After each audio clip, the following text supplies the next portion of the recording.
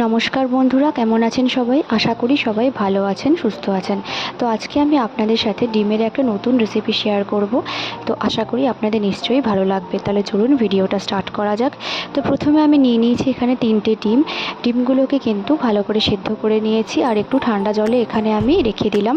তো আর নিয়ে নিয়েছি একটা পেঁয়াজটাকে কিন্তু কুচি কুচি করে কেটে নেব। আর এর সাথে দেব 4টে কাঁচা লঙ্কা।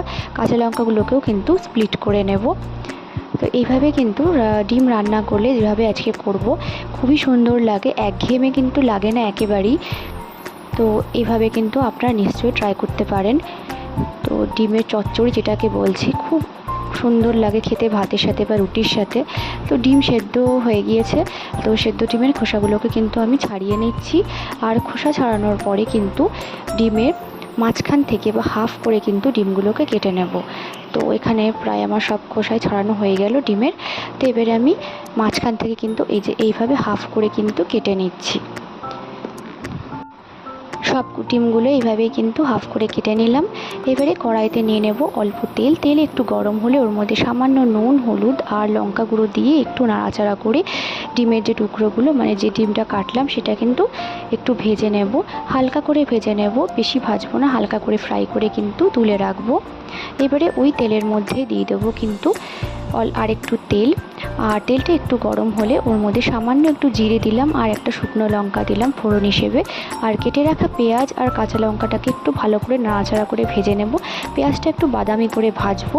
তারপরে কিন্তু নুন, হলুদ, জিরে গুঁড়ো, ধনে গুঁড়ো, লঙ্কা গুঁড়ো আর আদা রসুন বাটা দিয়ে ভালো করে কষিয়ে নেব। একটু কষিয়ে 2 থেকে 3 মিনিট মতন কষিয়ে নেব। যখন তেল বেরোতে শুরু করবে তখন কিন্তু দিয়ে দেব জল। তো জল দেওয়ার পরে একটু ভালো করে নাড়াচাড়া করে নেব। আর এরপরে কিন্তু এরই মাঝে আমি কেটে নিচ্ছি একটা আলুটাকে কিন্তু ঝিরিঝিরি করে কাটবো। এই যে যেমন করে আমি কাটছি, যেমন করে আলু ভাজা আলু কাটি, তো এরকম ঝিরিঝিরি করে কাটবো আর এই ঝোলের মধ্যে কিন্তু দিয়ে দেব।